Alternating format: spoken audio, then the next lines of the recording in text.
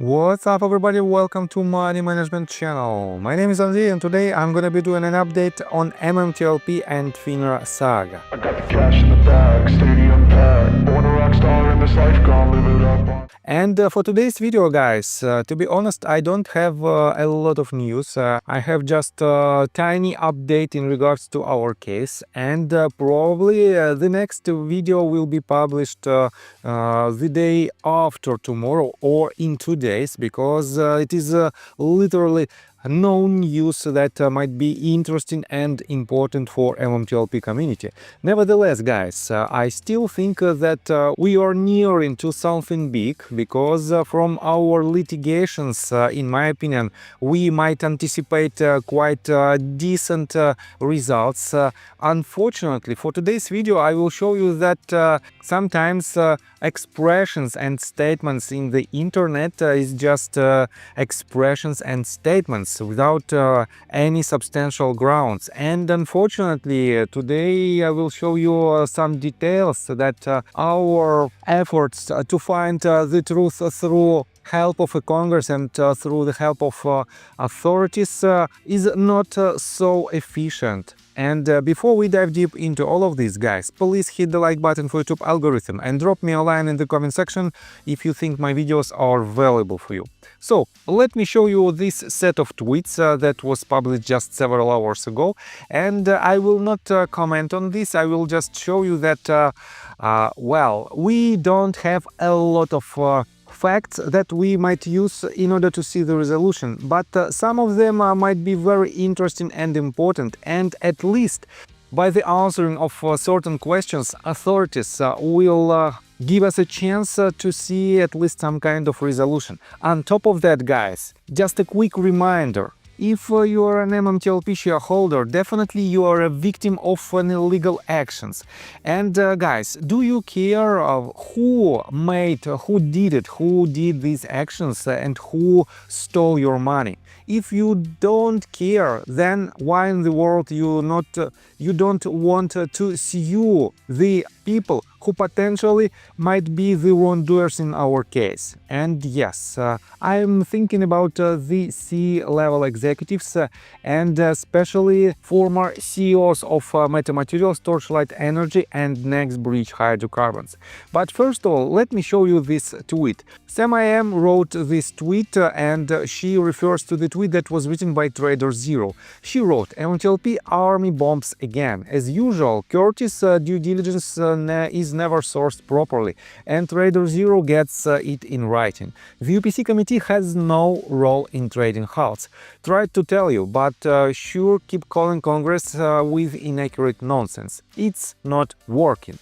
And let me quote you the tweet that was written by Trader Zero just yesterday, and he wrote, the FINRA ombudsman clarified that the UPC has no role in trading halts. This UPC issue is fully debunked, and there is no intelligent argument against it. And let me show you this screenshot. It is the answer from Ombuds office to I think to Trader Zero. And it says, hello, your email below was referred to FINRA's Office of the Ombuds for handling.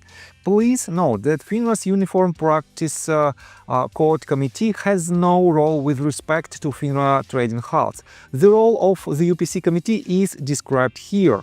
And here is the link to the explanation that, by the way, that was also published by Trader Zero. And guys, this fact shows us that potentially we shouldn't rely on the tweets and on the statements on X or on any other platform, including, by the way, including YouTube, and we have to rely only on the judge's decision. And to have this decision, to receive these rulings, we have to file a lawsuit. Unfortunately, for now, the statute of limitation has passed, and we have just one option to file new lawsuits. We can file it through the people who was and who is on duty and who was deployed during the last 2 years. And for now, The only person who is still in active litigation against FINRA, Schwab, and other defendants is Daniel Oxer, and he has this superpower to toll statute of limitations. On top of that, guys, we have in total, if I remember it correct, 9 lawsuits. 6 lawsuits were filed right before the expiration date of statute of limitation at the very beginning of December. 1 lawsuit was filed by Scott Roth and it is still active. 1 lawsuit is filed by Mark Basile, and 1 lawsuit is filed by Daniel Oxer. By the way, guys, we have another lawsuit and I almost forgot about it. It is the class action lawsuit that was filed by Target. So we have 10 lawsuits right now, and in my opinion it is the only path how we can see at least partial responses to our case and how we can find out the truth in this matter. So let me show you a response of Scott in regards to these tweets, and I have to admit that it is difficult to argue with his facts, but at the same time, guys, the problem is much deeper than we might thought. So let me quote you this. Mao, so all that activity involving the UPC committee being CC'd on the halt was just for show. That Dreddy emailed them all 4 days because he had nothing better to do at FINRA. The same FINRA that had 9.5 million short positions on the books on December the 9th of 2022 that miraculously changed to 2.65 million a year later. That altered the corporate actions 2 times. You are killing us out here in MMTLP land. Tell me again, if you did your due diligence before the trade halt, or you came in and started with the agitprop campaign after the halt. You can't solve your own 3-body problem here.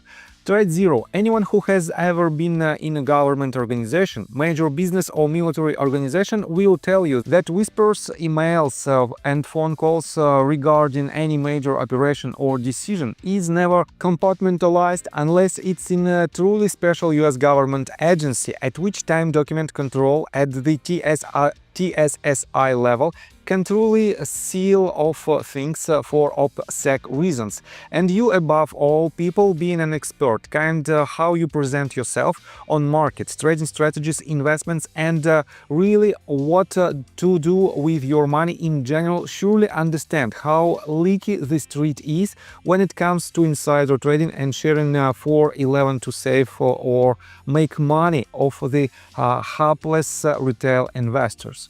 So part 2 of the third body moving as part of the unstable orbit you have here is simple. Does it really matter what name tag was on the decision making? Asked another way, Ron Fleming, TDA Series 6963, told me in the phone call on March the 20th of 2023 that TDA and Schwab made the call to halt trading to protect itself as the dark pool prices were flying away. So in your next question to FINRA, make it a FOIA? Oops, nope. Bad idea. FINRA doesn't have to reply to a FOIA because it is a private organization. Just ask them if there were any communications between TDA and Schwab to FINRA asking for a halt. I won't hold my breath when you ask the ombudsman that one. So guys, I have to admit that yes, we still have some questions to authorities, and Scott is 100% correct. At the same time, guys, we have a crystal clear answer from Ombuds's office, and let me quote you the response in this case of Trader Zero again. He wrote this: "You're insane, bro. The stock traded for months at $1.5. Then it goes parabolic on a hyped squeeze for a few days. Flips and knifes 75% in 2 days. Corporate actions for spin-offs when shares are exchanged. Shares on loan auto-convert to the new security. They were wrong. It's that simple. Halting is changing nothing. And Scott responded, if nothing was changed and everything was legitimate, why the halt? Seems like your plot line has a hole in the size of a B-movie. And why the bullshit-driven panicked emails by FINRA? You keep making claims of legitimacy when all available data shows utter corruption and effing of 65,000 shareholders by the apex predators who own FINRA. And Trader Zero also answered, FINRA is the sole authority on U3 halts. The OPC committee, as confirmed by the Ombudsman, has no decision-making role in halts. It is a procedural advisory body. Period. Full stop.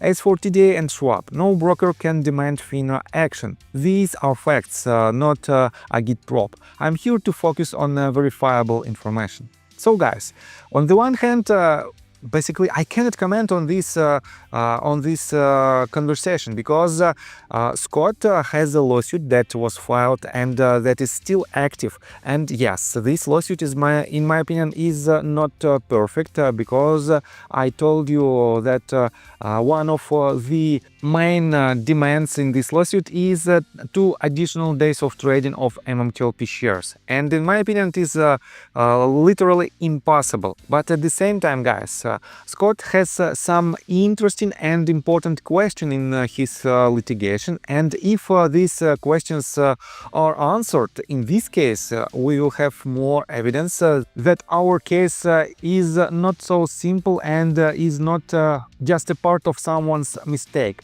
It might be a real enterprise that made it happen, because we still don't have clear answers from Schwab and Robinhood about the inclusion of MMTLP shares back in summer of 2021 in their trading lists and in their mutual fund. Definitely these exemptions should be crystal clear for the community. On top of that, guys, we have to find out who is responsible in the potential pump and dump actions back in autumn of 2022, right before the U3 halt. And definitely, if we know something substantial, in this case, guys, the path to the resolution will be much easier. And in this case, we will know who will pay you the remedies for the damages that was made by these wrongdoers. And unfortunately, guys, in my opinion, it is the only path to the resolution, because everything that is stated on public medias like X, YouTube, Reddit and other like Facebook, these statements need a lot of grounds, and these statements should be proven. And the only way how we can prove these statements is through the judge's decision. That is why, guys, unfortunately, these type of tweets from Busy Brands wrote at the very end of August with the questions that originally were made, if I remember it correct, by John Burda. In my opinion, they are useless, because we have numerous questions that was written, for example, in the letter from Ralph Norman and Pete Sessions back in December of 2022. And to be honest, we have just a couple of answers from SEC in the part of the potential involvement of George Palikaros, John Burda and Greg McCabe in the pump and dump actions. And so far we are still here, and that is why, guys, we have to be extremely active in this case, and we have to help our litigators to push their cases forward, because in my opinion it is the only path to the resolution. Any other paths are pretty much useless, and we are here for more than 2 years, and we don't see any type of resolution or even any type of relief at this very moment. And guys, let me tell you my personal story. I have a wife and 2 children aged 11 and 15, as well as a small dog. After 30 years of living in Russia near the Baikal Lake, we decided to move. Now we reside in Serbia. Although I don't own any MMTLP shares, I invest a lot of time creating daily MMTLP videos. I have been doing this every day without days off and holidays for more than 1.5 years. Now I wish to buy back this time from my family, from my children. We've agreed that I will ask the MMTLP community to support me, and I will give all the money to the children. Therefore, if you believe that I am providing useful content for you and wish to support me, you can join my Patreon account. For $5 a month, I will add your name to my list of supporters if you wish. Thank you in advance. The link you can find in the description below. So, I think that's all information that I want to provide you. If you like my video, please hit the like button and subscribe to my channel, and see you guys and girls next time. Bye! I got the cash in the bag, stadium packed. Born a rock star in this life, gonna live it up on the attack. Baby, I'm bad, I just wanna get caught up in this life. I'm crazy, I'm mad, doing no cap. Only God wants you.